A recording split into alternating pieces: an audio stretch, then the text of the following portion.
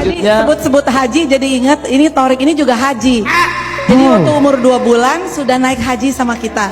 Jadi baru selesai nifas terus pergi Tapi belum haji. dihitung haji Mi. Belum. Iya tapi udah haji Torik. Hei, dengerin ya. Jangan sombong udah haji. Siapa yang pengen haji ngacung? Semua umat Islam pengen haji. Tidak ada dalam Islam pulang haji dipanggil Bu Haji sombong.